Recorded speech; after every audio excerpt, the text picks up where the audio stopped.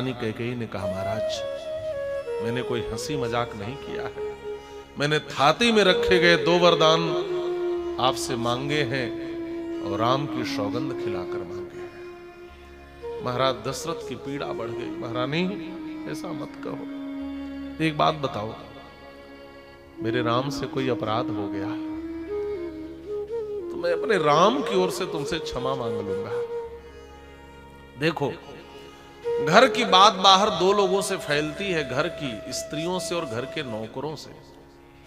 बहुनाम स्त्री सहस्त्राणाम बहुनाम चोपजीविनाम परिवादो अपवादो आ राघवे नोपपद्यते।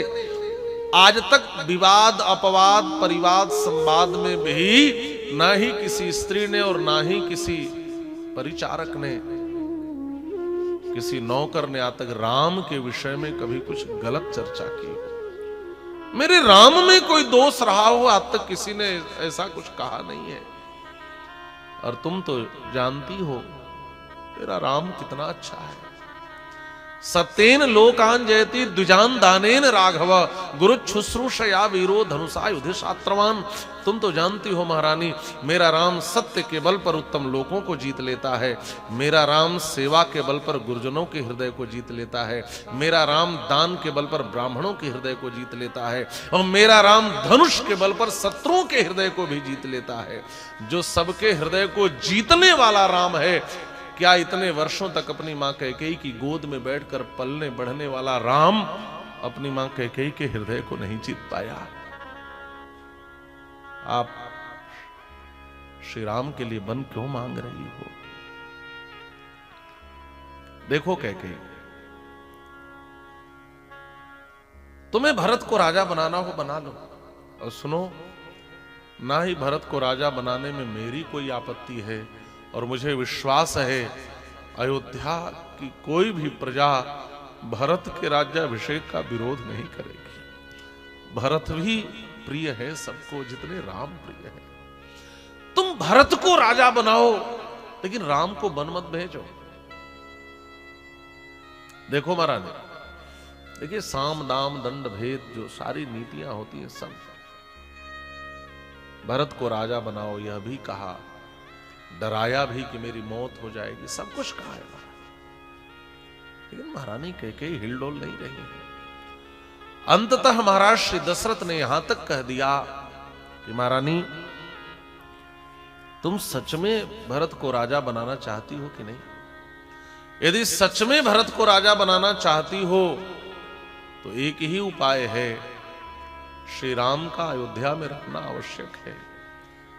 क्योंकि तुमने भरत को भले जन्म दिया हो, लेकिन तुम अभी तक भरत को जानती नहीं हो। कैकेयी, जनकर जननी भी जान न पाई जिसको यह सच है। जन्म भले भरत को दिया है महारानी कैकेयी ने, लेकिन भरत को कभी समझ नहीं पाई।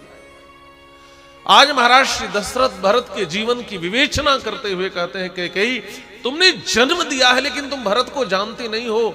सुनो, मैं बताता हूं, रामादपि तम मन्ने धर्म तो बलवत्तरम। जहां तक राम और भरत की बात है, मेरा भरत राम से अधिक धर्म के तत्व को जानता है, राम से अधिक धर्म के तत्व को जानता है।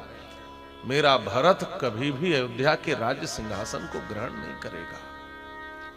यदि सच में भरत को राजा बनाना चाहती हो तो भरत केवल और केवल श्री राम की बात मानकर अयोध्या का सिंहासन स्वीकार कर सकता है, अन्यथा भरत को कोई राजा बना नहीं सकता, क्योंकि वह धर्म को जानता है।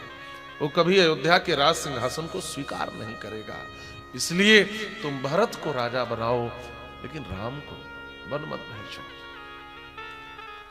इतना कहते कहते महर्षि वाल्मीकि लिखते हैं, महाराज श्री दशरथ महारानी कैकेयी के पांव पर अपना सिर रख दिए और पांव पकड़कर रोते हुए गिड़गिड़ाने लगे, महारानी ऐसा मत करो, मेरे राम का कोई अपराध बता दो। मेरा राम पलट करके पूछ दे, पिताजी किस अपराध के कारण मुझे वन भेजा जा रहा है, तो मेरे राम का एक अपराध तो बता दो। महारानी कैकेयी कहती है, मैं ये सब नहीं जानती, लेकिन एक बात आप समझ लो, होत प्रात मुनि वेश धरी जौन राम बन जाहि मोर मरण राउर अजस नृप समुझी मन माहि। यदि प्रातः काल होते राम वन को नहीं गए तो महाराज मेरी मौत होगी और आप वचन देकर पूरा नहीं कर पाए, आपका अपयश होगा। और होता ठीक उल्टा है, मौत महाराज श्री दशरथ की होती है और अपयश महारानी कैकेयी का होता है।